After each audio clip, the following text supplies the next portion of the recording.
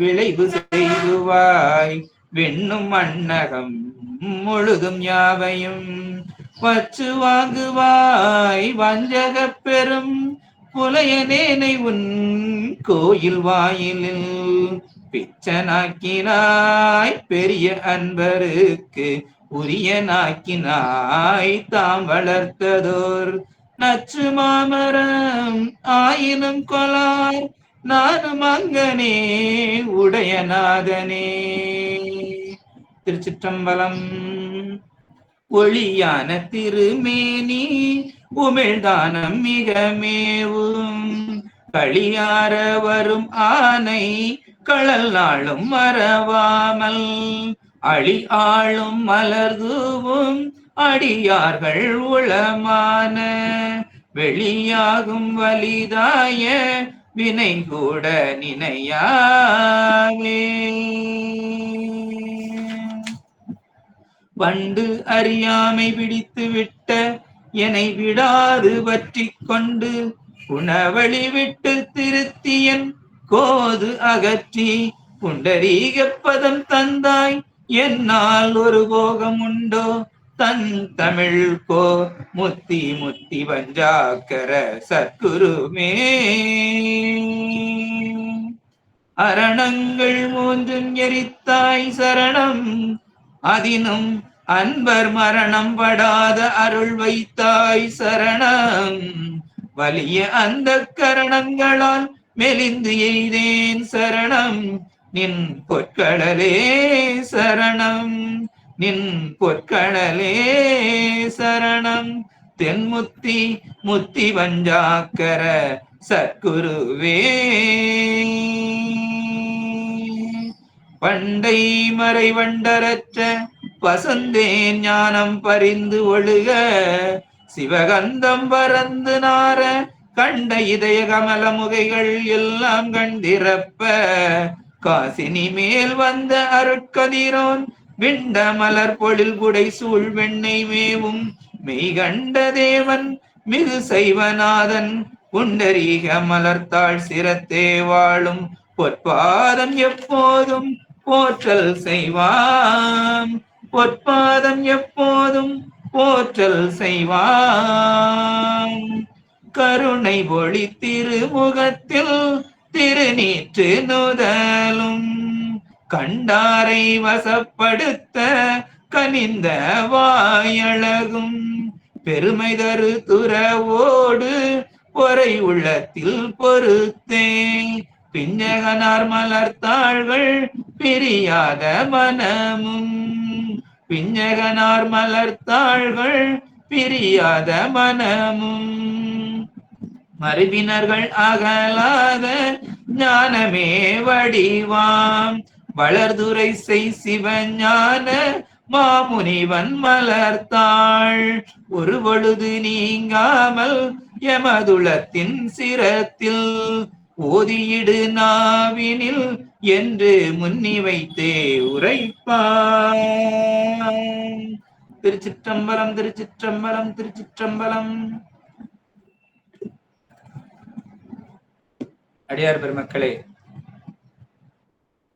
பெருமானுடைய பெரும் கருணையினாலும் குருநாதருடைய ஆசியினாலும் இந்த நூலின் ஆசிரியராகி இருக்கக்கூடிய உமாபதி சிவம் ஐயா அவர்களுடைய ஆசியினாலும் அடியார் பெருமக்களுடைய அன்பினாலும் எல்லோரையும் வணங்கி அடியார் பெருமக்களுடைய கமலபாதங்களையும் வணங்கி நாம் சிந்தித்துக் கொண்டிருப்பது சிவப்பிரகாசம் என்னும் சாத்திர நூலாகும்.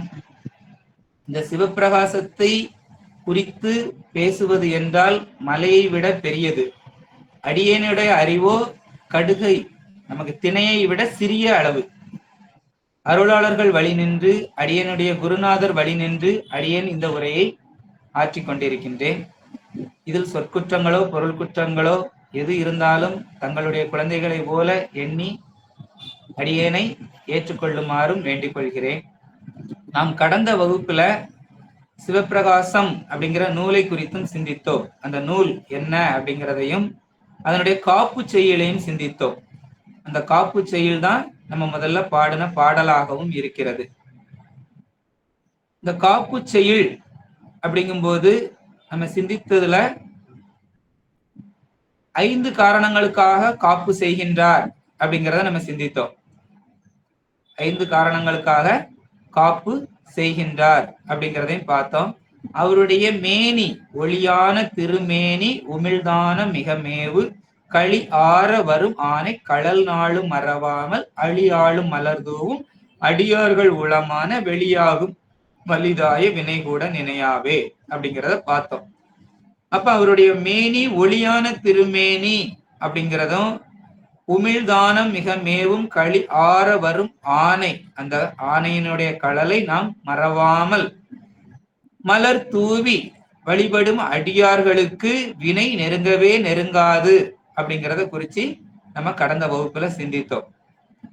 அதனுடைய தொடர்ச்சியாக இந்த சிவப்பிரகாசம் என்னும் நூலில் முதல் பாடலாக, அது காப்பு செய்யுள், அதனால அதுக்கு நம்பர் இல்லை, இது அடுத்த பாடல், முதல் பாடலாக வருகிற பாடல் எது அப்படின்னா மங்கள வாழ்த்து. இந்த மங்கள வாழ்த்து, மங்களம் அப்படின்னாலே சிறப்பு, சிறப்பை தருவது. அதை நம்ம வாழ்த்தி நம்ம சொல்ற யாரெல்லாம் அந்த மங்கள வாழ்த்துல வர்றாங்க அப்படின்னா நடராஜ பெருமானை முதல்ல மங்கள வாழ்த்துல வைத்திருக்கிறார். அடுத்ததாக அவருடைய பத்தினியாகிய உமையம்மையை, சிவகாமி அம்மையை மங்கள வாழ்த்துல வைத்திருக்கிறார்.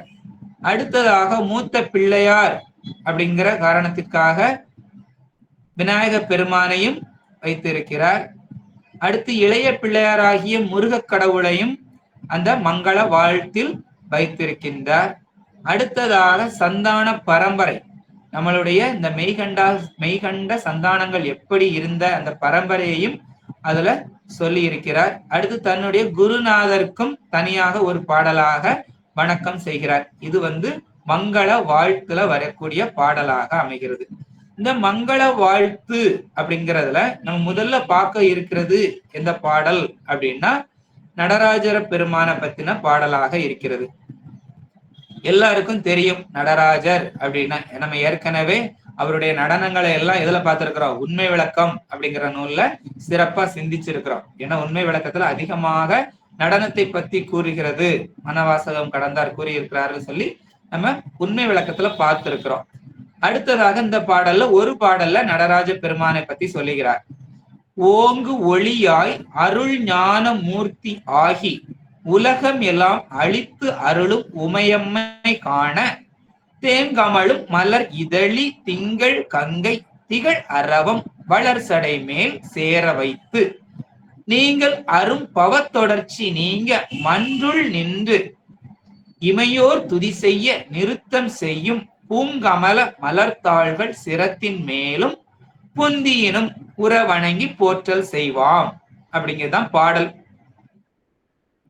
ஓங்கு அப்படின்னா நிறைந்த கருணை, கருணை நிறைந்த, ஒளியாய் கதிர்களாய் வீச. நம்ம முதல்ல பதவுரையை பார்த்துக்கிடலாம். அடுத்து அருள், அருளாக, ஞானமூர்த்தி ஆகி, அப்ப ஞானத்தையே திருமேனியாக உடைய ஸ்ரீ நடராஜ பெருமான், உலகம் எல்லாம், எல்லா உயிர்களையும், உலகம்னா இங்க உயிர்களை குறிக்கக்கூடியது, எல்லா உயிர்களுக்கும். இப்ப நம்ம மனிதர்கள் மட்டும் கிடையாது, எல்லா உலகத்திலையும் எல்லா உயிர்களுக்கும், எல்லா உயிர்களையும் அழித்து காத்து அருளும் அவற்றிற்கு நலம் செய்யக்கூடிய உமையம்மை, உமையம்மைங்கிறது உலக மாதாவாகிய சிவகாம சுந்தரியை, சிவகாமி அம்மை, சிவகாமி அம்மை காண தரிசிக்குமாறு தேங்கமலும் வாசனை வீசுகின்ற இதழி மலர், இதழி அப்படின்னா கொன்றை பூ, கொன்றை மாலையை, அது பிரணவ புஷ்பம், அத கடுக்கைன்னு சொல்லுவோம். அந்த இதழி மலர், திங்கள் இளம் பிறையையும், திகழ் அரவம் விளங்குகின்ற பாம்பையும், அது குண்டலினி சக்தி, கங்கைங்கிறது ஞான நீர், அது சொல்றோம். வளர் சடை மேல் அடர்ந்த சடாமுடியில் சேர வைத்து பொருந்தும்படி தரித்து அருளி மன்றுள், மன்றுள்னா கனக சபை, நமக்கு அறிவுலையும், ஏன்னா உள்ளும் புறமும் இருந்து ஆடுறா, அதனால ரெண்டு பக்கமும். இமையோர், இமையோர்னா தேவர்கள், துதி செய்ய துதிக்க நின்று எழுந்தருளி நீங்கள் அரும் நீங்குதல் இல்லாத பவத்தொடர்ச்சி, பிறவி தொடர், பிறவி துயர் நீங்குமாறு, இந்த பிறவி துயர் நீங்குமாறு நிறுத்தம் செய்யும் ஞான நடனம் செய்து அருளுகின்றார். பூங்கமல மலர்த்தாள்கள் அழகிய தாமரை போன்ற திருவடியை சிரத்தின் மேலும் சென்னியிலும் புந்தியினும் உள்ளத்திலும் உற வணங்கி பொருந்தும்படி வீழ்ந்து வணங்கி அவ்வடிகளில் வணங்கி போற்றல் செய்வோம் துதிப்போமாக. இது இதனுடைய பதவுரையாக இருக்கிறது. ஒவ்வொரு வார்த்தைக்கும் நம்ம பதவுரையாக பார்த்திருக்கிறோம். இதனுடைய விளக்கத்தை நம்ம தொடர்ச்சியாக பார்க்கலாம். நடராஜ பெருமானுக்கு முதல்ல ஏன் வணக்கம் செய்கின்றார் அப்படின்னா, இவர் ஐந்தொழில் செய்வதனால, அந்த ஐந்தொழில் செய்வதற்காக முதல்ல அவரை வணங்குகின்றார். ஏன் ஐந்தொழில் செய்கிறார் அப்படின்னா, அந்த பாடல்ல நமக்கு ஓங்கு ஒளியாய் அருள் ஞான மூர்த்தி ஆகி, அப்ப அந்த ஓங்கு ஒளி அப்படின்னா அது சொரூபம். அந்த சொரூபத்தை எந்த ஆன்மாக்களும் பார்க்க முடியாது. நம்மளால அத்தனை எளிதில் அதை பார்க்க முடியாது. அதற்காக பெருமான் ஆன்மாக்களுக்காக கருணை வடிவமாகி இறங்கி பதி வடிவமாக வாரான். அதான் அருள் ஞான மூர்த்தி ஆகி அப்படின்னு சொல்லியிருக்கு. ஆகி அப்படின்னா அது தொடக்கம். அப்போ அது நிலையில இருந்து மாறி வர்றாரு அப்படின்னு அவருடைய ஆன்மாக்களுக்காக, நம்மளுடைய இந்த ஆன்மாக்களுக்காக இரக்கம் கொண்டு அவன் இறங்கி வருகிறான். அப்பதான் நம்மளால என்ன பண்ண முடியும், பார்க்க முடியும். அதுலயும் ஒவ்வொரு விதத்துல இருக்கிறான். ஏன்னா ஒவ்வொருத்தர் பக்குவத்துக்கு தகுந்த அக்கலை நம்மளே 3 இருக்கிறோம், சகலர், பிரளயகலர், விஞ்ஞானகலர். அப்ப அந்தந்த நிலைக்கு தகுந்த ஆக்களை அவன் இறங்கி வர்றான். அதான் முதல் வடிவம் அப்படின்னு சொல்றது, அருள் ஞான மூர்த்தி ஆகி. அப்போ நமக்கு ஐந்தொழில் செய்யல அப்படி என்றால் நம்ம என்ன பண்ண முடியாது, உய்வு அடைய முடியாது. அதனால இந்த ஐந்தொழில் செய்வதற்காக முதல்ல என்ன பண்றாரு, அவருக்கு முதல் வணக்கம் செய்கின்றார். அப்ப காப்பு செய்யுள்ள என்ன சொல்லி இருந்தாருன்னா, ஒளியான திருமேனி அப்படின்னு சொன்னார். சரியா? இங்க ஓங்கு ஒளியாய் அப்படின்னு சொல்றாரு. அப்ப அந்த ஓங்கு ஒளி, அப்ப 2 இடத்துலயுமே ஒளி அப்படின்னு தான் சொல்றாரு. ஆனா இதுல தேவர்களுக்கு நிறைய சந்தேகம். பெருமான் எப்படிப்பட்ட நிறம், இது ஒளியா இருக்கிறாருன்னு சொல்றோம். ஆனா நம்ம எல்லாம் பெருமானுடைய நிறத்தை சொல்லும் போது அவர் எப்படிப்பட்ட நிறமா இருக்கிறாரு அப்படின்னு அவங்களுக்குள்ள ஒரு சண்டை வருது. 2 குரூப்பா நின்னுக்கிடுறாங்க. இவங்க ஒரு குரூப்ல சொல்றாங்க இதுதான் அவருடைய நிறம் அப்படின்னு, இன்னொரு சொல்றாங்க இல்ல இதுதான் அவங்க நிறம் அப்படின்னு. 2 பேரும் என்ன சொல்லி சண்டை போடுறாங்கன்னா, ஒரு குழுவுல இருக்கிறவங்க சிகப்பு நிறம் அப்படின்னு சொல்றாங்க, இன்னொரு குழுவுல இருக்கிறவங்க சொல்றாங்க இல்ல இல்ல அவர் வெள்ளை நிறம் அப்படின்னு சொல்லி சண்டை போடுறாங்க. அப்ப அதுக்கு மாணிக்க வாசகர் அழகா பதில் தராரு. திருவாசகத்துல திருச்சதகம் 25வது பாடல்ல சொல்றாரு, வண்ணம்தான் சேயது அன்று வெளியதே அன்று அநேகன் ஏகன் அணு அணுவில் இறந்தாய் என்றங்கு எண்ணம்தான் தடுமாறி இமையோர் கூட்டம் எய்து மாறி அறியாத எந்தாய் உந்தன். இமையோர் கூட்டத்துக்கே தெரிய மாட்டேங்கி நீ எப்படிப்பட்ட வண்ணம் உடையவன். ஏன்னா அவங்க 2 பேரும் சண்டை போடுறாங்க. இதுல சேயது அப்படின்னா சிகப்பு, வெளிதே அப்படின்னா வெள்ளை. 2 குரூப்பா இருந்து சண்டை போடுறாங்க. ஒருத்தன் சிகப்புங்கிறான், ஒருத்தன் வெள்ளை அப்படிங்கிறான். அப்ப தடுமாறிக்கிட்டு இருக்கிறாங்க சண்டை போட்டு. வண்ணம் தான் அது காட்டி வடிவு காட்டி மலர்கடல்கள் அவை காட்டி வழி அச்சேனை திண்ணம்தான் பிறவாமல் காத்தாட்கொண்டாய் எம்பெருமான் என் சொல்லி சிந்திக்கேனே அப்படின்னு சொல்றாரு. அப்ப அதுல என்ன சொல்றாரு அப்படின்னா, இவங்க எல்லாம் இப்படி சண்டை போடுறாங்க, இது 2ம் தான் அவருடைய நிறம் அப்படின்னு சொல்றாரு. மணிவாசகர் என்ன சொல்றாரு அப்படின்னா, 2மே அவருடைய நிறம், சிகப்பும் உண்டு வெள்ளையும் உண்டு அப்படின்னு சொல்றாரு. ஏன் அப்படின்னா, செம்மை அப்படிங்கிறது நம்மை செம்மைப்படுத்துவதற்காக வந்த நிறம் சிகப்பு அப்படின்னு சொல்றாரு. வெள்ளை அப்படிங்கிறது அவனுடைய தூய பேர் அறிவை குறிப்பது. அதனால 2மே உண்டுடா அப்படின்னு வானவர்களுக்கு யாரு சொல்றாரு, இந்த உலகத்துல அவதாரம் செய்த மாணிக்க வாசக பெருமான் சொல்றாரு. அப்ப இங்க ஓங்கு ஒளியாய் அப்படின்னு நமக்கு சொல்லியிருக்கு. அப்ப அவன் சொரூபமாய் இருக்கக்கூடியவன். அப்ப சொரூபம்ங்கிறது அவனுடைய சிறப்பு நிலை. அப்படி சிறப்பு நிலைய யாராலும் என்ன பண்ண முடியாது, காண முடியாது. அதனாலதான் அவன் அருள் வடிவம் எடுக்கின்றான். அருள் வடிவம் எடுத்து தாங்கி ஆன்மாக்களுக்காக தடத்த நிலைக்கு வருகிறான். அந்த தடத்த நிலைதான் அருள் ஞான மூர்த்தி ஆகி அருள் ஞான மூர்த்தியாக வருகிறான். அதுதான் அவனுடைய உடம்பு, மூர்த்தம், அருள் உடம்பா வர்றான் அப்படின்னு சொல்லப்படுது. இதை யாரு பாக்குறது மாதிரி அப்படின்னா, உலகெல்லாம் அழித்தருளும் உமையம்மை காண. அப்போ உலகம் எல்லாம் அழித்து அப்படின்னா உலகத்தை படைத்து அந்த படைத்தலுக்கு உதவுகின்ற, படைத்த பிறகு நம்மளுக்கு உதவுகின்றது யாரு அப்படின்னா உமையம்மை. அந்த உமையம்மை காணும் பொருட்டு ஆடுகிறான். ஏன் உமையம்மை காணணும், உமையம்மை பார்க்கணும்? இந்த பலனை யார் தர முடியும் அப்படி என்றால் அவள் தான் தர முடியும். அப்பனிடம் இருந்து நம்மளுக்கு உண்டான பலன்களை வாங்கி தருவது அம்மை. அதனால அம்மை காணும் பொருட்டு அப்படின்னு சொல்றாரு. உமையம்மை காண அதுல ஆடுறாரு. அவள் காண, அவள் காணும்படி ஆடுகிறார். அடுத்து தேன் கமழும், தேன் கமழும் மலர், தேன் கமழும் மலர் இதழி திங்கள் கங்கை திகழ் அரவம் வளர் சடை மேல் சேர வைத்து, இது எல்லாத்தையும் வச்சிருக்கிறார். அப்போ தேன் கமழும் அப்படின்னா அங்க என்ன அப்படின்னு பார்த்தோம் அப்படின்னா, தேன்கள் நிறைந்து மணக்கின்ற மலர்கள் இருக்கக்கூடிய இடம். சரி, தேன் கமழும் இதழி, அப்படிப்பட்ட இதழி, இதழின்னா எந்த பூ, இதழின்னா மலர். அந்த மலர் என்ன மலர் அப்படின்னு பார்த்தோம்னா கொன்றை மலர். அந்த கொன்றை மலர், கொன்றை மலர் அப்படின்னா அத கடுக்கை அப்படின்னு சொல்லுவோம். சரியா? அப்போ அந்த இதழி அப்படிங்கிற பேருக்கு கொன்றை குறிக்கும், கடுக்கை குறிக்கும். இது ரெண்டுமே ஒரே பொருளை தான் குறித்து வரக்கூடியது. அப்போ இதழி அப்படின்னா கொன்றை பூவையும் குறிக்கக்கூடியது, கொன்றையத்தான் குறிக்கக்கூடியது. அதை தலையில அவர் சூடி இருக்கிறாரு. சரியா? அப்போ இந்த அது கூட வேற என்னதெல்லாம் வச்சிருக்கிறாரு அப்படின்னா, கங்கை வைத்திருக்கிறாரு, திங்கள் வச்சிருக்கிறாரு. சரி, இந்த இதழி, கங்கை, திங்கள் இந்த 3 தலையில வச்சிருக்கிறாரு. அது போக பாம்பையும் வச்சிருக்கிறாரு, அரவம். இந்த இதழி எப்படிப்பட்டது அப்படின்னா நல்ல மணக்கக்கூடியது, அதுல தேன் இருக்கக்கூடியதுன்னு சொல்றோம். அந்த பூ 5 இதழ்களால ஆனது. அந்த பூ 5 இதழ்களால ஆனது. நடுசுல ஒரு சூல் இருக்கும், அது வளைந்து இருக்கும். அப்ப இந்த 5 இதழ்கள் எதை குறிப்பது அப்படின்னா பஞ்சாக்கரத்தை குறிக்கக்கூடியது.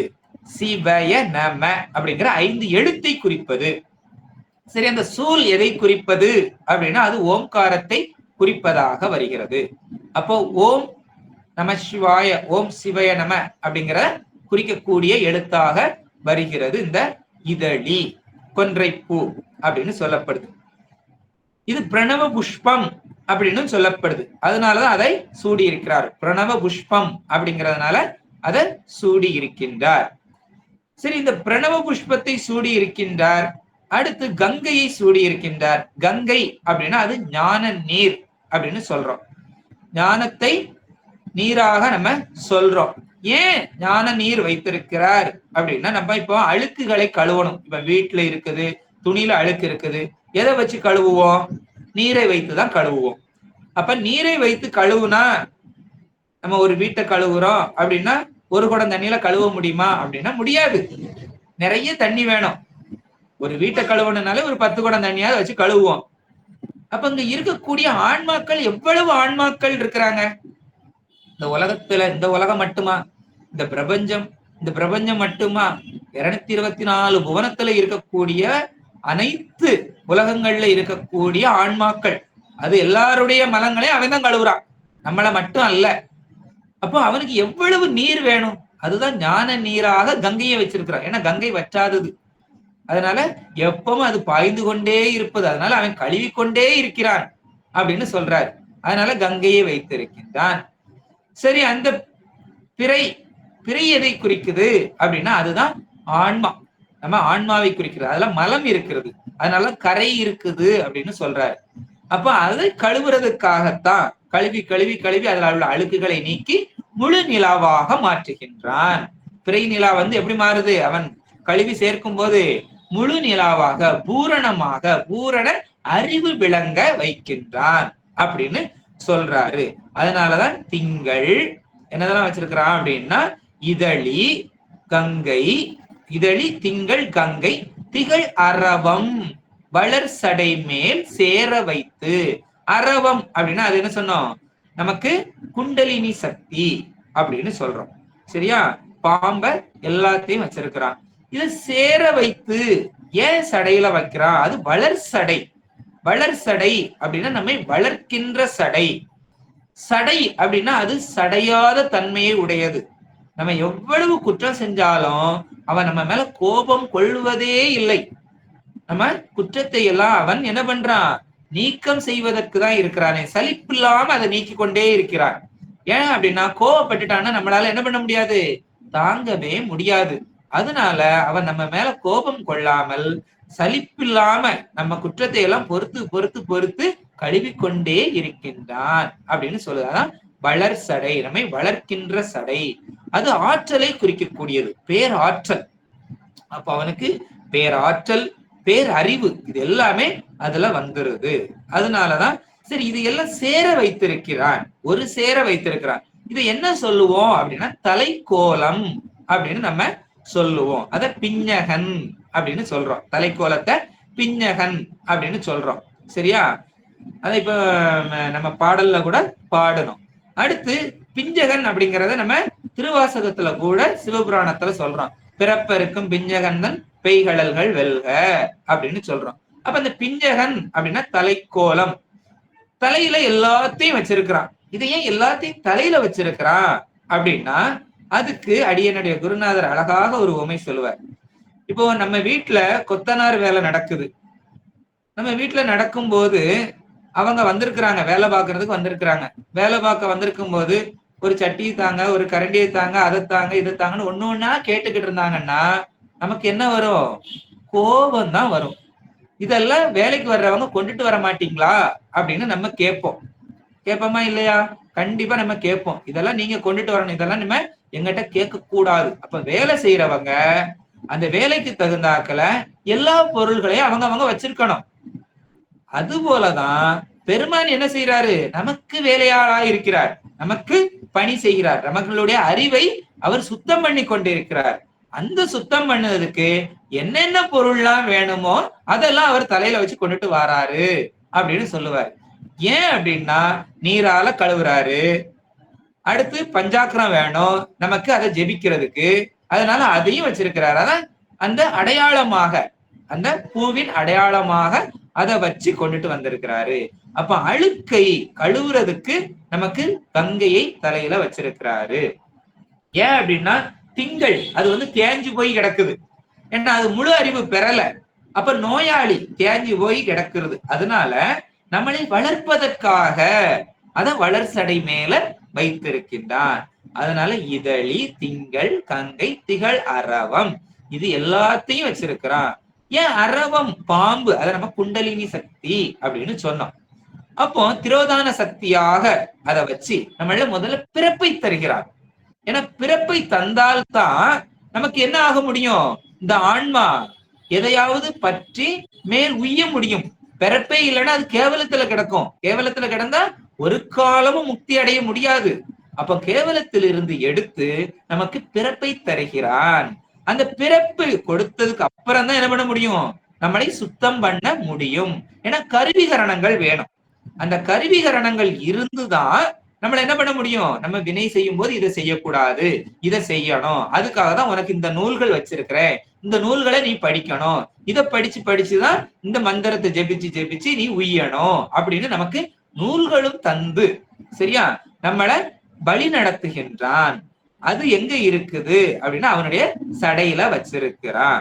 அதான் தேன் கமலும், அந்த தேன் கமலக்கூடிய அந்த மலர் இதழி அது 5 எழுத்து ஓதுறது, 5 எழுத்தை ஓதுவதற்கு அந்த கொன்றை பூவுல வச்சிருக்கிறான். இது ஓம்காரத்தை அந்த ஓம் அப்படிங்கிறதை குறிக்குது. சரி 5 எழுத்து வச்சிருக்குது, அப்ப 5 எழுத்தே ஓதிக்கிட்டே இருக்கலாமா? 5 எழுத்துன்னா 5 பதம் சொல்லக்கூடியதே ஓதிக்கிட்டு இருக்கலாமா? அப்படி இல்ல. அந்த 5 எழுத்தும் ஓர் எழுத்தாக நமக்கு மாற வேண்டும். அப்போ முதல்ல நம்ம என்ன பண்ணணும் அப்படின்னா இந்த பாடல்ல என்ன சொல்லியிருக்கிறாருன்னா முதல்ல சமய தீட்சை, விசேட தீட்சை, நிர்வாணம், அடுத்து அப்படி படிப்படியாக அதுல நம்ம முன்னேறி ஓரெழுத்துக்கு மாற வேண்டும். ஏன்னா ஓரெழுத்துங்கிறது என்பதுன்னா ஓம்காரம் அப்படின்னு கிடையாது. நமக்கு ஓரெழுத்து அப்படிங்கிறது சிகாரம். ஏன்னா சிவத்திடம்தான் நாம் சேர வேண்டும். மற்ற மிக்க எல்லாம் போக விடுமீன்கள் அப்படின்னு நமக்கு திருவாசகத்துல சொல்றாரு. அப்போ இந்த அருள் எல்லாமே நம்மளை விட்டு என்ன பண்ணணும்? நம்ம அதெல்லாம் விட்டுட்டு அப்பனை பிடிக்க வேண்டும். அதனாலதான் சிகாரத்தை பற்ற வேண்டும் நம்ம. அப்போ ஓரெழுத்தாக ஆக வேண்டும், அந்த ஓரெழுத்தை அடைய வேண்டும். அதுதான் நம்மளுடைய இலக்கு. அதனாலதான் மிக்க எல்லாம் போக விடுமென்கள் அப்படின்னு சொல்றாரு. சரி, இந்த மற்றதெல்லாம் விடணும் அப்படிங்கிறதுனால அதையெல்லாம் விட்டா எப்படி விடுறது அப்படின்னா, ஓர் எழுத்தால், அந்த ஓர் எழுத்துங்கிறது சிவம். சிவம்ங்கிறது எதை குறிக்குது அப்படின்னா இன்பத்தை குறிக்கிறது. நம்ம நிட்டை கூடி இன்பம் அடைவது. அதைத்தான் அந்த ஒரு பூவுல வச்சிருக்கிறாரு. ஒரு பூ, அந்த பிரணவ புஷ்பம் அப்படிங்கிறதுல இன்பத்தையும் வச்சிருக்கிறாரு. நம்ம தீட்சை எடுத்து வழிபாடு செய்யணும் அப்படிங்கறத அதை சொல்றாரு. 5 எழுத்தும் ஓரெழுத்தாக மாறி நம்ம இன்பத்தை அடைய வேண்டும். இதழி அப்படிங்கறத சொல்றாரு. அதை வளர்சடை மேல் ஒரு சேர வைத்திருக்கிறார். எதுக்காக அப்படின்னா நமக்கு முக்தி கொடுப்பதற்கு. அடுத்த வரி சொல்றாரு, நீங்கள் அரும் பவத்தொடர்ச்சி நீங்க அப்படின்னு சொல்றாரு. அப்போ நமக்கு நீங்கள் அரும் பவ தொடர்ச்சி நீங்க மன்றுள் நின்று இமையோர் துதி செய்ய நிறுத்தம் செய்யும். அப்ப நீங்கள் அரும் அப்படிங்கிறதுக்கு நம்ம என்ன அர்த்தம் பார்த்தோம் அப்படின்னா, நீங்குதல் இல்லாத, நமக்கு இந்த பிறவிங்கிறது வந்து தொடர்ச்சியா இருக்குது, அந்த பவ தொடர்ச்சி. ஏன்னா நம்மளால அது காண முடியாது, யாராலும் அதை பார்க்க முடியாது. அந்த பவ தொடர்ச்சி நீங்க நிறுத்தம் செய்யும். அவன் எங்க நிக்கிறான் அப்படின்னா உள்ளும் புறமுமாக நின்று ஆடுகின்றான். உள்ளும் புறமும் நின்று ஆடக்கூடியவன் பெருமான் மட்டும்தான். ஏன்னா நமக்கு உள்ளும் இருக்கணும் புறமும் இருக்கணும், 2 பக்கமும் நின்று ஆடணும். அப்போ மன்றுள் அப்படிங்கிறது எது அப்படின்னா நம்மளுடைய ஆன்ம அறிவு. நம்ம அறிவுக்குள்ள இருந்து ஆடணும், வெளியில சபையில இருந்தும் ஆடணும் அப்படின்னு சொல்றாரு. ஏன் அப்படி சொல்றாரு அப்படின்னா, அறிவுக்குள்ள இருப்பது எதற்காக அப்படின்னா நம்மளுடைய எண்ணத்தை அறிவதற்கு. ஏன்னா அவன் விருப்பப்படி நம்மளை கொண்டு செல்லவில்லை, நம்ம விருப்பப்படிதான் நம்மளை செலுத்துகின்றான். ஏன் அப்படின்னா நம்ம எல்லாரும் காரணம் சொல்றோம், என்னால அது முடியல, இது முடியல, அதனால இதனால அப்படின்னு நம்ம எல்லாம் காரணம் சொல்றோம் இல்லையா? அந்த காரணத்தை அறிந்து கொள்வதற்கு. எதற்காக அப்படின்னா, இப்ப நம்ம எடுத்துக்காட்டுக்கு நம்ம வகுப்புகளையே வைத்துக் கொள்வோம், சித்தாந்த வகுப்புகளே வைத்துக் கொள்வோம். ஒரு வகுப்புல சேர்ந்திருக்கிறோம் அப்படின்னா, பணம் கட்டி சேர்ந்திருக்கிறோம், 1800 ரூபாய் கட்டி நம்ம சேர்ந்திருக்கிறோம் அப்படின்னா, நம்ம முதல்ல என்ன நினைக்கணும்? 24 வகுப்புன்னு சொல்லி இருக்கிறாங்க, அப்ப 24 வகுப்புக்கும் போகணும் அப்படிங்கிறது முதல்ல ஞாபகம் இருக்கணும். ஆனா நம்ம சேரும் போதே என்ன சொல்றோம்? நம்ம அங்க போனாலும் போவேன், இங்க போனாலும் போவேன், லீவ் எடுக்க கூடாதோ, லீவ் எடுக்க முடியுமா? அப்போ சேருவதற்கு முன்பே நம்ம என்னதான் கேட்கிறோம், தேடுறோம், காரணம் தான் தேடுறோம். அப்ப காரணத்தை நம்ம தேடுறதுனால நம்ம எண்ணம் எப்படி இருக்குது? அங்க போகலட்டாலும் பரவாயில்ல, வேற பக்கம் போகணும் அப்படிங்கிற எண்ணம் வந்துருது. அப்ப பெருமான் என்ன செய்வான்? ஓ, நீ இங்க போக கூடாதுன்னு நினைச்சல, அப்ப நான் உனக்கு இன்னைக்கு ஒரு கல்யாண வீட்டை தாரேன், நீ கல்யாண வீட்டை பார்த்து போ அப்படின்னு நம்மள திருப்பி விட்டுருவான். அதுக்காக தான் உள்ள இருக்கிறான். அப்ப நம்ம செயல் எப்படி எப்பவும் இருக்கணும்? பெருமானே நினைத்து கொண்டு இருக்கணும். அப்படி நினைத்தால்தான் அவனிடத்தில் போக முடியும், நம்மளுடைய அறிவு விளங்கும். அப்படி இல்லை என்றால் இந்த பாசத்தை நோக்கிதான் போய்கொண்டிருப்போம். இந்த உலக விடயங்கள், உலகத்தை நோக்கிதான் நம்ம திரும்பிக் கொண்டே இருப்போம். ஞானத்தை நாடவே முடியாது. ஏன் அப்படின்னா ஒவ்வொரு வகுப்புலையும் நமக்கு 100% புரியாது, அந்த 100% உள்வாங்கவும் முடியாது. நம்ம அறிவு அந்த அளவுக்கு இல்ல. ஆனா அதுல ஏதாவது ஒரு வார்த்தை நம்ம அறிவுல போய் பதியும். அந்த ஒரு வார்த்தைக்காக நம்ம எப்படி இருக்கணும்? ஒரு வகுப்பு முழுவதும் இருக்கணும், இருந்துதான் ஆகணும். அப்பதான் நமக்கு அறிவு விளங்கும். ஆனா நம்ம என்ன நினைக்கிறோம்? இந்த வகுப்பு போகலன்னா அடுத்த வகுப்புல பாத்துக்கிடலாம், இந்த வகுப்பை ஆடியோவுல கேட்டுக்கிடலாம் அப்படின்னு நினைக்கிறோம். வகுப்புல இருந்தாலே புரியாதது ஆடியோவுல இருந்து கேட்க முடியுமா அப்படின்னா கிடைக்காது. ஏன் அப்படின்னா ஆடியோவுல வகுப்புல இருந்தாவது வகுப்புக்குள்ளேயாவது இருப்போம்.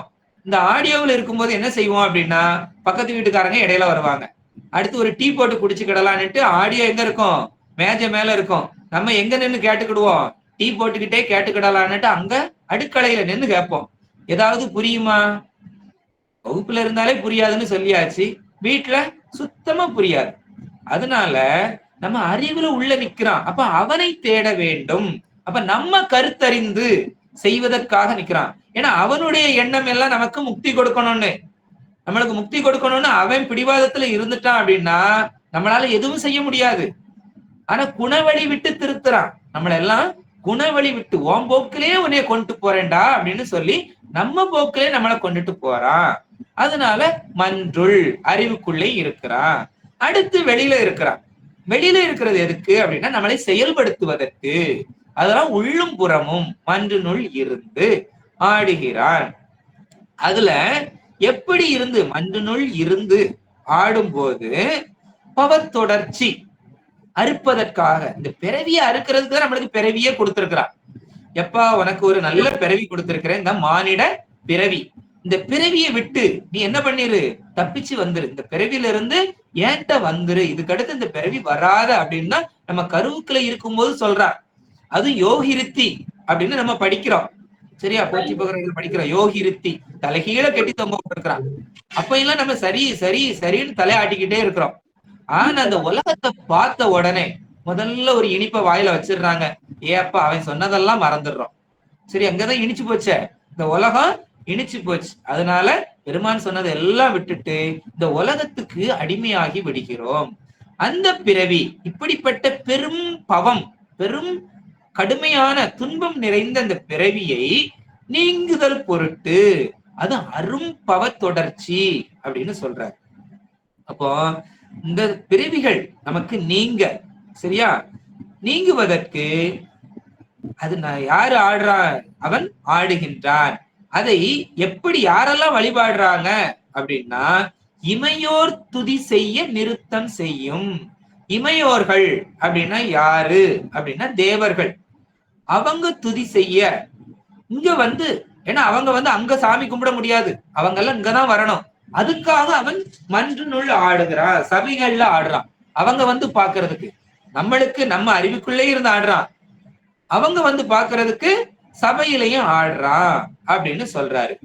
அப்போ அந்த ஆட்டம், இந்த ஆட்டம் நின்று இமையோர் அப்படின்னா என்ன, இமைக்க மாட்டார்கள் அப்படின்னு சொல்றோம். நம்ம எல்லாம் கண்ணை தட்டி தட்டி முழிக்கிறோம், தூங்குறோம் அப்படின்லாம் சொல்றோம். ஆனா அவங்க என்ன பண்ண மாட்டாங்க, இமையோர் அப்படின்னா கண்ணை தட்டி முழிக்க மாட்டாங்க அப்படின்னு. அப்ப அவங்களுக்கெல்லாம் அந்த வாயு அந்த கண்ணுல வேலை செய்யாதா அப்படின்னு கேட்டா அது அல்ல, அவங்களுக்கு எல்லாம் வேலை செய்யும். இந்த இமையோர் அப்படிங்கிறது அவங்க அறிவில இமைக்க மாட்டாங்களாம். நம்மள என்ன பண்றோம், காலையில வழிபாடுனா செத்த நேரம் கொஞ்ச நேரம் 1 மணி நேரமா 2 மணி நேரமா இருந்து வழிபாடு பண்றோம், பிறகு அதை மறந்துடுறோம். அந்த வழிபாட்டை மறந்துட்டு உலகத்துக்குள்ள வந்துடுறோம். இப்ப இந்த இருக்கிறோம் 1 மணி நேரம் இந்த வகுப்புன்னா 1 மணி நேரம் இதை பத்தி சிந்திக்கிறோம். பிறகு அடுத்து வெளியில இதை விட்டு தூரம் பண்ண உடனே சாப்பிடுறது சமையல் செய்யறதுன்னு அடுத்த வேலைக்கு போயிடுறோம். அதுதான் நம்ம இமைக்கிறது. விட்டு விட்டு கண் அப்படித்தானே எப்பவும் பார்த்துக்கிட்டே இருக்குதா, திடீர்னு மூடுறோம் பிறகு முழிக்கிறோம், மூடுறோம் முழிக்கிறோம். அப்ப விட்டு விட்டு அது இமைக்கிறது. இவங்க இமையோர், இவங்க வந்து அறிவுல இமைக்கவே மாட்டாங்களாம், அறிவுல. சரியா, அப்ப பெருமானை ஒரு சேர நினைத்து கொண்டே இருப்பவர்கள், அதனாலதான் அவர்கள் இமையோர் அப்படின்னு சொல்றோம். அவர்கள் துதி செய்ய நிறுத்தம் செய்யும். அப்போ அவங்கள் ஞான நடனத்தை காணுறதுக்காக அந்த பெருமான் எங்க ஆடுறான், மன்றுனுள் ஆடுறான். அப்ப அங்க மன்றுங்கிறது 2 இடத்தையும் குறிக்குது, ஆன்ம அறிவையும் குறிக்குது, உலகத்துல உள்ள சபைகளையும் குறிக்கிறது. அப்ப இந்த 2 இடத்திலையும் நின்று ஆடுகின்றான். அப்படிப்பட்ட பெருமான் எதற்காக ஆடுகிறான் என்றால் நம்மளுடைய பவ தொடர்ச்சியாகிய பிறவியை அறுப்பதற்கு ஆடுகின்றான். அப்படிப்பட்ட ஆட்டத்திற்காக என்ன பண்றாரு இந்த நூலாசிரியர், ஒரு பெரிய வணக்கத்தை வைக்கின்றார். நான் உங்களுடைய பாதங்களை வணங்குகின்றேன் அப்படின்னு சொல்லி பூங்கமல மலர்த்தாள்கள் சிரத்தின் மேலும் புந்தியினும் உறவணங்கி போற்றல் செய்வாம் அப்படின்னு கடைசி 2 வரியில சொல்றார். அப்ப இந்த பூங்கமல மலர் அப்படின்னு சொல்றோம். பூங்கமல மலர்த்தாள்கள் அப்படின்னா அவனுடைய திருவடி, திருவடிங்கிறது ஞானம். அப்ப அந்த ஞானத்தை நாம் வணங்குகின்றோம். அழகிய தாமரை பூ போல இருக்கக்கூடிய திருவடிகள் அப்படின்னு சொல்றாரு. அப்ப இந்த தாமரை பூ போல இருக்கக்கூடிய திருவடியை நம்ம வணங்கணும். வணங்கி என்ன செய்யணும்? அந்த வணங்குதல் அப்படிங்கிறது எது அப்படின்னா நம்மளுடைய செயல். அவன் நமக்கு முக்தி தர்றதுக்கு ரெடியா இருக்கிறான். அவன் முக்தி தர்றதுக்கு ரெடியா இருந்தாலும் நம்ம என்ன பண்ணணும்? வணங்கி கொண்டே இருக்க வேண்டும். அப்ப நம்ம செயல் செய்யாம நமக்கு எதுவுமே கிடைக்காது. நமக்கு ஒரு செயல் நடக்குது அப்படின்னா நம்ம செயல் செய்தால்தான் அதுக்கு நமக்கு பலன் கிடைக்கும். அவன் முக்தி தருவதற்கு ரெடியா இருக்கிறான். அப்ப முக்தி தர ரெடியா இருந்தா, இப்போ வீட்டுல உள்ளவங்க பிச்சை போடுறதுக்கு ரெடியா இருக்கிறாங்க. நம்ம கையை ஏந்தணும் இல்லையா? கையை ஏந்தினாதானே நமக்கு பிச்சை விழும். கையை ஏந்தலன்னா பிச்சை விழாது. அப்போ அவன் கொடுக்கிறதுக்கு இருந்தாலும் நம்ம கையை ஏந்த வேண்டும் அவனிடத்தில். பெருமானே, நான் உன்னிடத்துல வாரேன், என்னை தூக்கிக்கோப்பா அப்படின்னு கை நீட்ட வேண்டும். அதனாலதான் அத சொல்றாரு. அப்போ நம்ம என்ன பண்ணணும்? தொடர்ந்து பூஜையை செய்ய வேண்டும். அந்த பூஜையை மலர்த்தாள்கள் பூஜை பண்ணி சிரத்தின் மேலும் புந்தியினும் சரியா? அப்போ சிரத்தின் மேலும், சிரம்னா சென்னி, சென்னியிலையும் வைக்கணும், புந்தியிலையும் வைக்கணும். சிரத்து மேல எதை வைக்கணும், புந்தியில எதை வைக்கணும் அப்படின்னா, நம்ம பூ போட்டு பூஜை பண்றோம். அப்போ பூஜை பண்ணிட்டு அந்த நிர்மாலயத்தை எடுத்து நம்ம சிரத்துல வைக்கணும். நம்ம தலையில சூட்டிக்கொள்ள வேண்டும். புத்தியில நம்மளுடைய அறிவுல அவனுடைய கருணையை நினைக்க வேண்டும். அவனுடைய கருணையை நம்ம அறிவுல எப்பவும் அவனுடைய கருணையை நினைத்து கொண்டே, அதான் பொருந்தும்படி அத நினைத்து கொண்டே இருக்க வேண்டும். அதுல இருந்து சிறிது கூட நம்ம என்ன பண்ணக்கூடாது? மாறவே கூடாது அப்படின்னு சொல்றாரு. பொருந்தும்படி வணங்கி, வீழ்ந்து வணங்கி, அந்த திருவடிகளில் வீழ்ந்து வணங்கி. நம்ம பஞ்சாக்கர நம்ம அட்டாங்க நமஸ்காரம் பண்ணுவோம், பஞ்ச நமஸ்காரம்லாம் பண்றோம் இல்லையா? அந்த மாதிரி வீழ்ந்து வணங்கி போற்றல் செய்வோம், துதிப்போமாக அப்படின்னு சொல்றாரு. அப்போ ஒவ்வொரு பாட்டிலையும் நம்ம ஏற்கனவே உண்மை விளக்கத்திலையும் பார்த்தோம். நிறைய பாடல்கள்ல மறைமுகமாக எதை சொல்லப்பட்டிருக்கிறது அப்படின்னு அந்த இடத்துல நம்ம சுட்டி காட்டோம். இது எல்லாம் பூஜையை குறித்து வருகிறது அப்படின்னு சொன்னோம். அப்ப அதே போலதான் இங்கேயும் இந்த ஒற்றை வார்த்தைகள்ல எப்படி வச்சிருக்கிறாருன்னு பாருங்க. இதழி அப்படிங்கிறது பஞ்சாக்கரம், திங்கள் அப்படிங்கிறது நம்ம அழுக்கை சொல்றாரு. அப்ப கங்கை அப்படிங்கிறது அதை கழுவக்கூடியது. அப்போ எல்லாமே ஓமையாக வைத்திருக்கிறார் இங்க நம்மளுடைய நூலாசிரியர். அப்ப நம்ம என்ன பண்ணணும்? நமக்கு பலன் வேண்டும் அப்படின்னா சலியாமல் நமக்கு என்ன பண்ணக்கூடாது? கொஞ்சம் கூட சோர்வு இருக்கவே கூடாது. ஒவ்வொரு நேரமும் நம்ம என்ன பண்ணணும்? பெருமானை நினைத்து கொண்டே இருக்க வேண்டும். ஏன்னா அந்த மானிட பிறவி அப்படிங்கிறது பெரும் பிறவி, நமக்கு கிடைத்த பெரும் பேரு.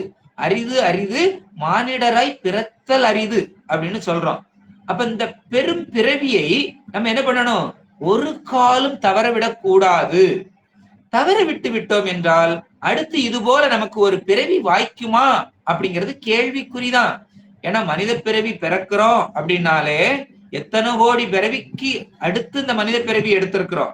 அப்ப இத்தனை மனித பிறவி எடுத்தோம். நமக்கு சித்தியார்ல சொன்னது மாதிரி மனித பிறவி கிடைக்கிறதே அரிது. அதுலயும் பெருமானை அறியாத நாட்டுல பிறக்காம அறிந்து வழிபடக்கூடிய நாட்டுல பிறந்திருக்கிறோம். கன்னியாகுமரியில இருந்து காஷ்மீர் வரைக்கும் எங்க வந்தாலும் சிவ வழிபாடு உண்டு. அப்ப வழிபடக்கூடிய நாட்டுல பிறந்திருக்கிறோம். அதுவும் தமிழ்நாட்டுல அருளாளர்கள் மொத்த நிறைந்த நாடு தமிழ்நாடு. இங்க பிறந்திருக்கிறோம். அதுவும் சைவ குலத்துல பிறந்திருக்கிறோம். நம்ம எல்லாம் சைவர்கள்னு சொல்றோம். உத்தராக்கு அணிஞ்சிருக்கிறோம், திருநீர் பூசி இருக்கிறோம், எல்லாம் செய்யறோம். அடுத்து நமக்கு எப்படி தெரிகிறது மாதிரி இந்த சாத்திர நூல்கள் தோத்திர நூல்கள்ல தெரிகிறோம். ஏன்னா சைவர்களா இருக்கிறாங்க. எத்தனையோ பேருக்கு அது இந்துக்களா இருக்கிறாங்க, தெரியறதே இல்ல. திருவாசகம்னா என்னன்னு தெரியாது, தேவாரம்னா என்னன்னு தெரியாது. இதெல்லாம் தெரிஞ்சு நம்ம இங்க இருக்கிறோம். அப்படி தெரிஞ்சு நம்ம இந்த பிறப்புல இருக்கிறோம் அப்படின்னா அதை பயன்படுத்த வேண்டும். அதை பயன்படுத்தல அப்படின்னா நமக்கு என்னது? வீணான பிறவி ஆகி விடுவோம் அப்படின்னு சொல்றாரு. சரியா? ஏன் அப்படின்னா பெருமானை உள்ளிருத்த வேண்டும். பெருமானை உள்ளிருத்தினாதான் அதுல இருந்து நமக்கு உய்வு கிடைக்க முடியும். பெருமானை உள்ளிருத்தல அப்படின்னா நமக்கு உய்வு இல்லை. அப்ப அது நெல்லில் பதர் போல நாம் எல்லாம் மனித பதர்களாகி விடுவோம் அப்படின்னு சொல்றாரு. அதனாலதான் நமக்கு இங்க அருள் ஞான வடிவாகி வந்து நமக்கு அழித்து அருளும், நம்மளை படைத்து அருள்கின்றான். அப்பங்க படைத்தல் அப்படின்னா தனு கரண புவன போகங்களை கொடுத்து நமக்கு எல்லா வசதிகளையும் செய்து தாரான். படைத்தல் அப்படிங்கிறது எது அப்படின்னா தனு கரண புவன போகங்களை படைக்கிறான். அப்போ ஒரு ஆன்மாவுக்கு அது கேவலத்துல இருக்கும் போது ஒன்னும் கருவிகள் எதுவுமே இல்லாம கிடக்குது. அதுக்கு அது மேல இரக்கம் காட்டி பெருமான் என்ன பண்றாரு, முதல்ல தனுவை கொடுக்கிறான், உடம்பை கொடுக்கிறான். உடம்பை மட்டும் கொடுத்தா போதுமா அப்படின்னா இல்ல, அந்த உடம்புக்குள்ள என்ன வேணும், ஒரு கருவிகள், அறியக்கூடிய கருவிகள் வேணும். பெருமானை அறியணும் இல்லையா, அப்படியே அறியக்கூடிய கருவிகள் வேணும். அந்த கருவிகளையும் கொடுக்கிறான்.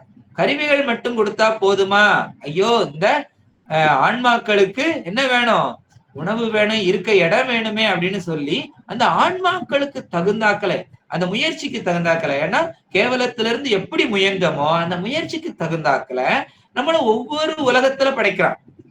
நம்மளை எந்தெந்த உலகத்துல அந்தந்த ஆன்மாக்களுடைய பக்குவத்துக்கு தகுந்தாக்கல அந்தந்த உலகத்துல படைக்கிறான். சகலரா படைக்கிறான், பிரளய கலரா படைக்கிறான், விஞ்ஞான கலராவும் படைக்கிறான். அப்ப அந்த 224 புவனத்திலையும் அந்தந்த ஆன்மாக்களுடைய பக்குவத்துக்கு தகுந்தாக்களை படைத்து போகத்தையும் தருகிறான்.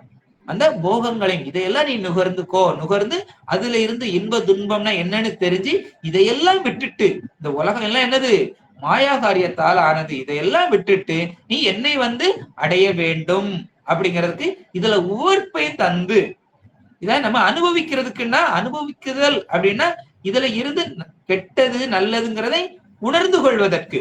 அதுக்காக அனுபவித்தல்ல இதையே உட்கார்ந்து பிடிச்சுக்கிட்டு இருக்கிறதுங்க கிடையாது. இதுல இருந்து எல்லாம் நம்ம பாடம் கற்று, ஐயோ இதெல்லாம் நிலைத்த பொருள் அல்ல, நிலையான ஒரு பொருள் இருக்கிறது அப்படிங்கிறதை அனுபவிக்கிறதுக்காக நமக்கு அளித்து அருளும். அப்படி தரக்கூடியது யாரு அப்படின்னா உமையம்மை தான் தாரா, அம்மை தான் தாரா. அப்போ அம்மையத்தான் நம்ம என்ன பண்ணணும், பற்ற வேண்டும். அம்மையை பற்றி விட்டால் அம்மை என்ன பண்ணுவா, அப்பனிடத்திலிருந்து அந்த அருளை வாங்கி தருவாள், இன்பத்தை நமக்கு தருவாள் அப்படின்னு சொல்றாரு. அதனாலதான் ஓங்கு ஒளியால் அருள் ஞான மூர்த்தி ஆகி உலகமெல்லாம் அழித்து அருளும் உமையம்மை காண. அப்போ உமையம்மை காணணும் அப்படின்னா நம்ம உமையம்மைய பார்க்கணும். உமையம்மைய பார்க்கணும் அப்படின்னா நம்ம என்ன பண்ணணும் அப்படின்னா வழிபாடு செய்ய வேண்டும். அப்ப பெருமானை குறித்து எவ்வளவுக்கு எவ்வளவு அன்பு செய்யறோமோ அந்த அளவுக்கு அருள் நம்ம கூட இருக்கும். அப்பதான் நம்ம அருள் சரீரமாக மாறவும் முடியும். அருள் நம்ம கூட இருக்கும்போது வினை தாக்காது அப்படின்னு சொல்றோம். அதனாலதான் கடந்த பாடல்ல கூட நம்ம சொல்லி இருந்தோம், இந்த உடம்ப பத்தி சொல்லும் போது வினை வராது. வினை, இந்த உடம்ப வச்சுதான் வினை செய்யறோம், வினைனாலதான் மறுபடியும் நம்ம பிறக்கிறோம். அப்ப ரெண்டும் நாசோபத்தி ஆகுது. வினை இருக்கிறதுனால நம்ம பிறக்கிறோம், பிறக்கிறதுனால மறுபடியும் என்ன பண்றோம், வினையை செய்கின்றோம். அப்ப ரெண்டும் மாறி மாறி வந்து கொண்டே இருக்கின்றது. இந்த மாறி மாறி வர்றத தடுக்கிறது, இந்த வினையை நிறுத்துவது, அதுதான் என்னது அப்படின்னா வழிபாடு. அப்ப அந்த வழிபாடு செய்ய செய்யதான் நம்மளுடைய வினைகள் குறையும். வினை குறைய குறைய நம்ம அருள் சரீரமாக அருளை நெருங்கி கொண்டு இருப்போம் அப்படிங்கிறதுதான்.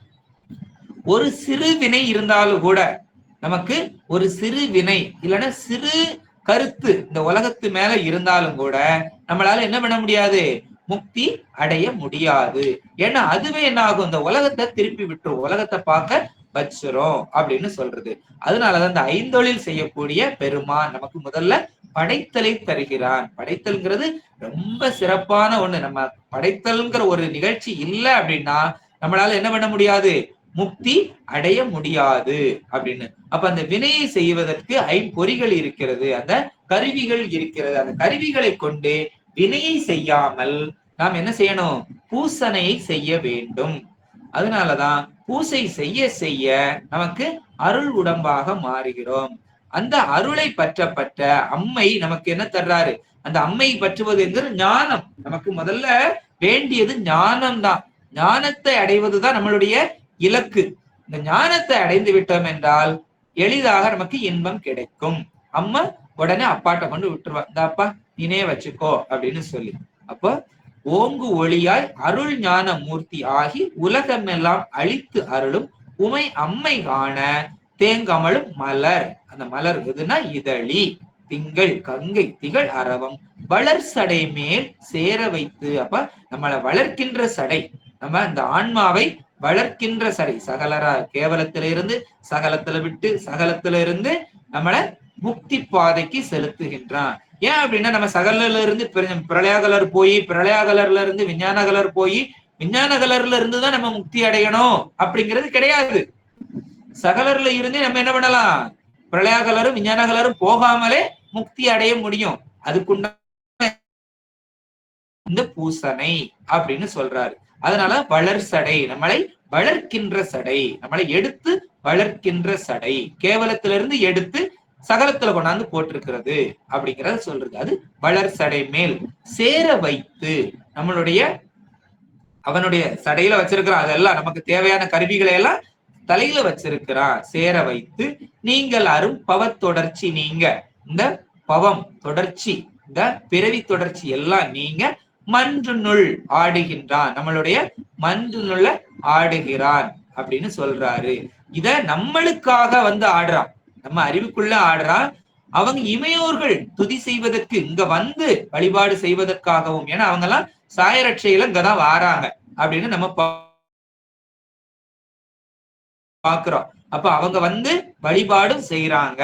அப்படி செய்யக்கூடிய பெருமானை நாம் என்ன பண்ணணும், வணங்கி நிற்க வேண்டும். வணங்குதல் அப்படிங்கிறது துதி செய்தல், நம்ம வழிபாடு செய்தல் அப்படிங்கிறது என்னது அப்படின்னா வழியில் படுவது வழிபாடு. எந்த வழியில் அப்படின்னா பெருமான் சொன்ன வழியில். பெருமான் எதுல சொல்லியிருக்கிறாரு அப்படின்னா வேத ஆகமத்தில். அப்ப வேதத்தையும் நிந்திக்க கூடாது, ஆகமத்தையும் நிந்திக்க கூடாது. எனக்கு இதுதான் பிடிச்சிருக்கு, நான் இதுபடிதான் செய்வேன் அப்படின்லாம் சொல்லவே கூடாது. அவன் என்ன சொல்லியிருக்கிறானோ அதுபடி நிற்க வேண்டும், அதுபடி நின்று வழிபாடு செய்ய வேண்டும். அப்படி வழிபாடு செய்தால் நாம் என்ன பண்ண முடியும், உய்வு அடைய முடியும் அப்படின்னு சொல்றாரு.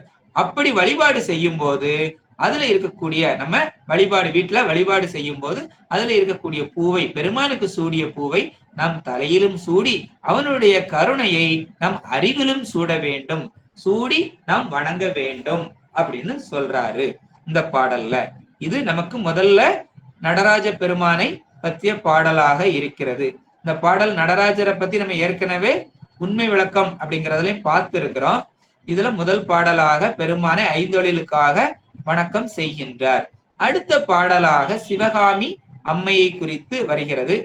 இந்த பாடல் பரந்த பராபரை ஆதி பரனது இச்சை பரஞானம் கிரியை பரபோக ரூபம் தரும் கருணை உருவாகி விசுத்தா சுத்த தனுகரண புவன போகங்கள் தாங்க விரிந்த உபாதானங்கள் மேவி ஒன்றாய் விமலமாய் ஐந்தொழிக்கும் வித்தாய் ஞாலத்து அறந்தைகட மணி மன்றுள் ஆடல் காணும் அன்னை அருள் பாதமலர் சென்னி வைப்பாம் அப்படின்னு பாடலை சொல்றாரு. அப்ப இந்த பாடலும் எதை குறித்து, அதனுடைய தொடர்ச்சியாதான் நமக்கு இங்க வருகிறது. ஏன் அப்படின்னா பெருமான் ஆடல் ஆட இவள் அதை காணுகின்றாள். நம்ம கடந்த பாடல் அதைத்தான் பார்த்தோம். அப்ப அந்த காணுதல் அப்படிங்கிறது எப்படி நின்று காணுகிறாள், நமக்கு எப்படி உதவி செய்கின்றாள் அப்படிங்கிறத இந்த பாடல்ல சொல்றாரு. இதனுடைய முதல்ல பதவுரையை பார்க்கலாம். பரந்த, நமக்கு பரந்த பராபரை அப்படின்னு சொன்னா, பரந்த அப்படின்னா சர்வ வியாபகமான, பரனது சிவனது, பரன் அப்படின்னா சிவன், சிவனது, பறை அபரை முன்னும் பின்னுமாகிய பராசக்தி, ஆதி ஆதிசக்தியாயும், இச்சை இச்சை சக்தியாயும், ஞானம் பரஞானம் அப்படின்னா ஞானாசக்தியாயும், மேலான ஞானாசக்தியாயும், கிரியை கிரியாசக்தியாயும், இந்த 5 சக்திகளும், பரபோக ரூபம் பேரின்ப அனுபவத்தை தரும் தந்து அருளுகின்ற கருணை கருணையே உரு ஆகி அவனது திரு உருவாய் விளங்க பெற்று, விசுத்த விசுத்தன சுத்தமாக, அது அருவம் அப்படின்னு சொல்றோம். அசுத்த அப்படின்னா அசுத்தம், இது மாயைகளிலிருந்து மாயா காரியம், அது உருவமாகவும், தனுகரண புவன போகங்கள் அப்படிங்கிறது தனு அப்படின்னா உடம்பு, கரணம் அப்படின்னா கருவிகள், புவனம் அப்படின்னா உலகம், நமக்கு ஒவ்வொரு உலகத்திலையும் படைத்து போகங்கள் அதை அனுபவிக்கக்கூடிய அந்த பொருட்களையும் படைத்து, தாங்க பொருந்தி அப்படின்னா தரித்து நம்ம அதை அனுபவித்து, விரிந்த அவனுக்கு அடங்கி, வியாபகமான அவன் வியாபகமா இருக்கான், நம்ம வியாபியமாக அடங்கி, உபாதானங்கள் அதற்கு 3 காரணங்கள் இருக்குது, அதுக்குள்ள அடங்கி 3 காரணம், அது 3 மாயைகள், அதான் சுத்தமாயி, அசுத்தமாயி, கலப்பு மாய், இந்த 3ஐயும் குறித்து கலந்து ஒன்றாய் அப்படின்னா அதுக்குள்ள அனன்யமாய், சரியா, கலந்து ஐந்தொழிற்கும், இந்த பஞ்ச கிருத்தியங்கள் 5 தொழில்களுக்கும் வித்தாய் துணை காரணமாக, ஞாலத்து, ஞாலம் அப்படின்னா இங்க உலகம், நேரடி பொருள் சொன்னா நமக்கு உலகம், ஞாலத்து அப்படிங்கிறது இங்க உயிர்களை குறித்து வருகிறது. ஏன்னா அறந்தை கெட பிறவி துயர் ஒழிய, பிறவி துயர் யாருக்கு ஒழியணும் அப்படின்னா உயிர்களுக்கு, அப்போ உயிர்களுக்கு ஒழிய, அதனால அது ஞாலம்ங்கிறது உயிர்களை குறித்து வருகிறது. மணிமன்றுள் அழகிய திருச்சிற்றம்பலத்துள், ஒளி பொருந்திய திருச்சிற்றம்பலம், அதான் மணிமன்றுள், மணிங்கிறது ஒளியை குறித்து வருகிறது. ஆடல் காணும், நிகழ்த்தும் தாண்டவத்தை காணக்கூடிய உயிர்களின் பொருட்டு அவள் காணுகின்றாள், அவள் பொருட்டு அல்ல, நம்மளுடைய பொருட்டு, உயிர்கள் பொருட்டு காணும் அன்னை சிவகாமி அம்மை அருள் பாதமலர், அவருடைய திருவடி மலர்களை நாம் சிரசில் வைப்போம், சென்னியில் வைத்து வணங்குவோம் அப்படின்னு இந்த அம்மைக்குள்ள பாடலை சொல்றாரு. அப்போ பரந்த பராபரை ஆதி பரனது இச்சை பரஞானம் கிரியை பரபோக ரூபம் தரும் கருணை உருவாகி அப்படின்னு சொல்றாரு. அப்ப இங்க வியாபகமான மேலான பராசக்தியையும், சிவம் எப்படி இருக்கிறதோ அப்படித்தான் சக்தியும் இருக்கும், ஏன்னா அவன் வியாபகமா இருக்கிறான். அப்போ பரனது பறை, பரன் அப்படின்னா ஆண்பால், பறை அப்படின்னு சொல்லும் போது அது பெண்பாலை குறித்து வருகிறது. அப்போ பரனது பறை பராபரை அப்படின்னு சொல்றோம். பக்குவமான ஆன்மாக்களுக்கு அனுக்கிரகம் செய்வது இந்த பராசக்தி. இந்த பராசக்தி என்பது முதல்ல எப்படி வாரா அப்படின்னா ஆதிசக்தியாகி, இச்சா சக்தியாகி, ஞானா சக்தியாகி, கிரியா சக்தி ஆகிறது. இப்படி ஒவ்வொரு சக்தியாகவும் மாறுகிறது. இதுல இருந்துதான் இது அப்படின்னு இல்லை, இதெல்லாம் பராசக்தியிலிருந்து இப்படி ஒவ்வொரு சக்திகளாக நமக்கு மாறி வருகிறது. எதற்காக அப்படின்னா நம்மளுடைய ஆன்மாக்களின் பக்குவத்துக்கு தகுந்தாக்குல ஞானத்தை விளைவிப்பதற்கும், இச்சையை கொடுப்பதற்கும், செயல்களை விளக்குவதற்கும் நமக்கு மாறி வருகிறாள். அதான் ஞானாசக்தி, கிரியாசக்தி, இச்சாசக்தி அப்படின்னு சொல்றோம். அப்ப இங்க இந்த இடத்துல எல்லாம் ஒவ்வொன்றாக ஆகி ஆகி ஆகி அப்படின்னு நம்ம சொல்றோம். அப்ப ஆகுதல் அப்படின்னா அந்த நிலையில இருந்து வேற வடிவம் எடுத்து வருவதால் இது எல்லாம் என்ன ஆகுறது, தற்காலிக நிலை. நமக்கு சிறப்பு நிலைங்கிறது வியாபகம்தான், அதைத்தான் நம்ம சொல்றோம். அப்ப இது எல்லாமே ஒரு காலத்துல நீங்கும் அப்படின்னு சொல்றோம். அப்ப இந்த சக்தி பேதங்கள் எல்லாமே 7ஆ இருக்குது, அது சித்தியார் பாடல்ல சொல்லி இருக்கிறது.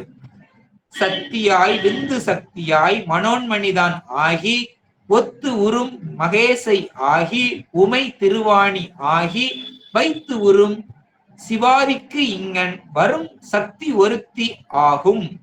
எத்திரம் நின்றான் ஈசன் அத்திரம் அவளும் நிற்பாள் அப்படின்னு சித்தியார் 165வது பாடல்ல சொல்லப்பட்டிருக்கிறது. அப்ப பேதங்கள் 7, சக்தி பேதம் 7, சிவபேதம் 9. ஏன்னா குணத்துக்கு குணம் சொல்லக்கூடாதுங்கிறதுனால 2 நம்ம விட்டுறோம், சரியா? அதனால 7 சக்தி பேதம் அப்படின்னு சொல்றோம். இங்க விசுத்த அசுத்த அப்படின்னு வருது. விசுத்த அசுத்த அப்படிங்கிறது பாடல்ல வர்றதுனால அது உருவம், அருவும் உருவும் அப்படின்னு வருது. விசுத்த அப்படிங்கிறது சுத்தம், அது அருவத்தை குறிப்பதும், அசுத்த அப்படிங்கிறது மாயா காரியத்தில் ஆனதுனால அது உருவத்தை குறிப்பதுமாக வருகிறது. அப்போ உருவத்தையும் குறிச்சாச்சு, அருவத்தையும் குறித்தாச்சு அப்படின்னா இன்னொன்னு இருக்குது அருவுருவம். அது இனம் பற்றி தானாகவே நம்ம என்ன பண்ணணும், வருவித்து கொள்ள வேண்டும். அதத்தான் திருவருட்பயன்ல 5வது பாடல்ல சொல்றாரு. அருவும் உருவும் அறிஞர்க்கு அறிவாம், உருவம் உடையான் உளன் அப்படிங்கிற பாடல்ல சொல்றாரு. அப்போ உருவத்தை சொல்லியாச்சு, அருவத்தை சொல்லியாச்சுனாலே அரு உருவம் தானாக பெறப்படும் அப்படின்னு சொல்றாரு. அடுத்து தரு கரண புவன போகங்கள் தாங்க அப்படிங்கிறதுனால இந்த ஆன்மாக்கள், இந்த ஆன்மாக்களுக்காக தனு கரண புவன போகங்கள் பொருந்த அதெல்லாம் அனுபவிப்பதற்கு நமக்கு துணை காரணங்களாக தருகிறாரு. இதுல உபாதானங்கள் அப்படின்னு சொல்றாரு. உபாதானம் அப்படின்னா முதல் காரணம். இங்க பன்மையில சொல்றாரு உபாதானங்கள் அப்படின்னு சொல்றதுனால, இங்க கள் விகுதி சேர்த்து சொல்வதனால சுத்தம் அசுத்தம் சுத்தாசுத்தம் இந்த மூணை சேர்த்து சொல்றதுனால அது உபாதானங்கள் அப்படின்னு சொல்றாரு. மூணு பொருளை சொல்லும் போது பன்மையில சொல்றாரு. இதுல எல்லாத்திலையும் மேவி கலந்து நின்றாலும் யாரு? அம்மை கலந்து நின்றாலும் விமலமாய் அப்படின்னு மாயையோடு கலந்து நின்றாலும் அவள் எப்பவும் எப்படிதான் இருப்பா? சுத்தமா தான் இருப்பா. அதே மாதிரி பெருமானும் இது கூட கலந்து நின்று ஐந்தொழில் செய்தாலும் அவனு எப்படிதான் இருப்பான் அப்படின்னா சுத்தமாகத்தான் இருப்பான் அப்படின்னு சொல்றாரு. ஐந்தொழிலுக்கு வித்தாய் பரமசிவனின் ஐந்தொழிலுக்கும் காரணமாய் இருந்து இந்த சக்தி நமக்கு விளங்குகின்றாள். ஆதிசக்தியாக பராசக்தியாக இருந்தவள் ஆதிசக்தியாக வந்து இச்சாசக்தி கிரியாசக்தி ஞானாசக்தியாகவும் இருந்து நமக்கு சிவத்து கூட இருந்து செய்கின்றாள். அப்போ சிவம் வேறு சக்தி வேறு அப்படின்னு சொல்லக்கூடாது. சரி, வேறு வேறுன்னு சொல்லக்கூடாது அப்படின்னா ரெண்டு ஒன்னா அப்படின்னாலும் ஒண்ணுன்னு சொல்லக்கூடாது. ஏன்னா சிவம் வேறு சக்தி வேறுதான். ஆனா வேறுன்னு சொல்லக்கூடாது, ஒன்றுன்னு சொல்லக்கூடாது. வேற எப்படி சொல்லுவது அப்படின்னா கலந்து நின்று. ஏன்னா அவன் அருள் வேறு ஆற்றல் வேறு. கலந்து நின்று நமக்கு கலந்து நின்று செய்கின்றான். ஏன்னா சூரியன் ஒரு பொருள் தான், அதுல இருந்து வரக்கூடிய கதிரும் அதுல உள்ளதுதான். அதனால பொருளை விளக்கும் போது கதிரோன் அப்படின்னு சொல்றோம். சரியா? பொருளை விளக்கும் போது கதிர், அந்த சூரிய கதிர்கள் தான். தன்னை விளக்கும் போதுதான் கதிரோன் அப்படின்னு சொல்றோம். தன்னை விளக்கும் போது கதிரோன். அப்ப இங்க உலகத்தை விளக்கும் போது சக்தி, உலகத்தை விளக்கும் போது சக்தி அப்படின்னு சொல்றோம். தன்னை விளக்கும் போது சிவமாக நின்று இருக்கின்றான். அதத்தான் சிவஞான போதம் சொல்லுது. 2ஆம் சூத்திரம் 4ஆம் அதிகரணத்துல நீக்கமின்றி நிற்கும். அது வந்து கருத்துரை. அது நீக்கமின்றி நிற்கும் அப்படின்னு சொல்லுது. அப்போ நீக்கமின்றி நிற்கும் அப்படிங்கிறது கலந்து நிற்பதை குறிக்கிறது. இதையே வள்ளுவர் சொல்றாரு. குறள்ல 580வது குறள்ல சொல்றாரு, பெயக்கண்டும் நஞ்சுண்டு அமைவர் நயத்தக்க நாகரிகம் வேண்டுபவர் அப்படின்னு சொல்றாரு. பெயக்கண்டும் அப்படின்னு நண்பர்கள் எது கொடுத்தாலும் வாங்கிக் கொள்வார்கள். ஏன்னா அவர்கள் எல்லாம் கலந்து இருப்பார்கள், உறவினால் கலந்து இருப்பார்கள். அவன் நஞ்ச கூட கொடுத்தாலும் அவன் நஞ்சுன்னு தெரியும், ஆனாலும் வாங்கி குடிப்பான். அதுதான் யாரு? நண்பர்கள், உறவுகள் அப்படின்னு சொல்றார்.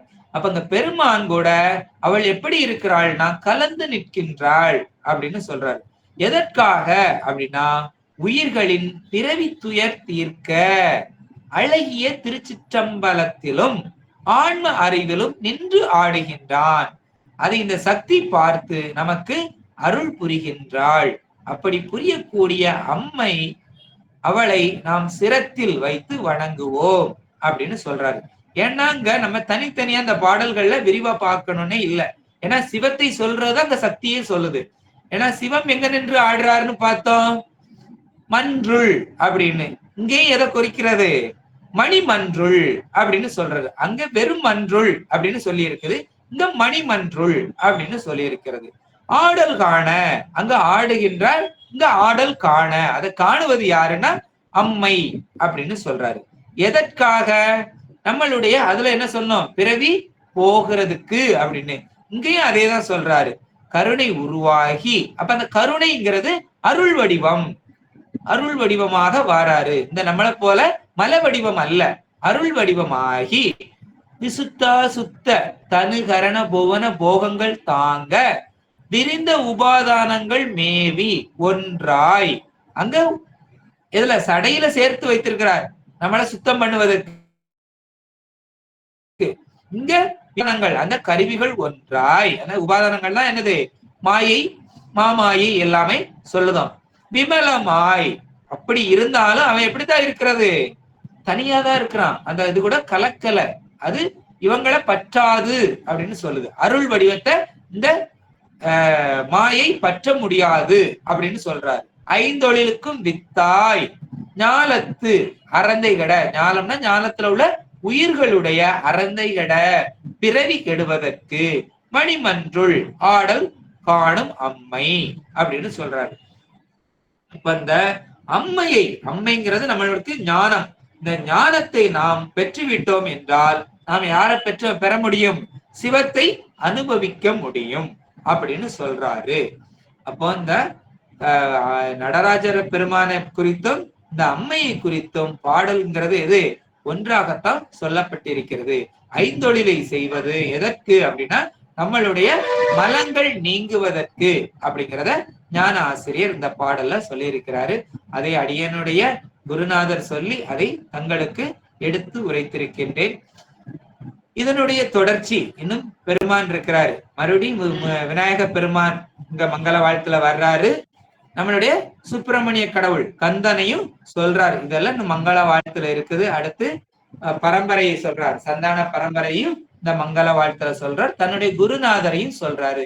இதையெல்லாம் வரும் வகுப்புல நாம் தொடர்ந்து இருந்து சிந்திக்கலாம் என்று இத்தனை நேரமும் பொறுமையாக கேட்டுக்கொண்டிருந்த இந்த அடியார் பெருமக்களை அவர்களுடைய சிரத்தை வணங்கி அடியன் இந்த உரையை நிறைவு செய்கின்றேன். திருச்சிற்றம்பலம். வாழ்த்தும் குருமரபு வாழ்த்தும். ஆறிரு தோல் வாழ்க, அருமுகம் வாழ்க, வெப்பை கோரிசை தனிவேல் வாழ்க, குக்குடம் வாழ்க, செவ்வை ஏறிய மஞ்சை வாழ்க,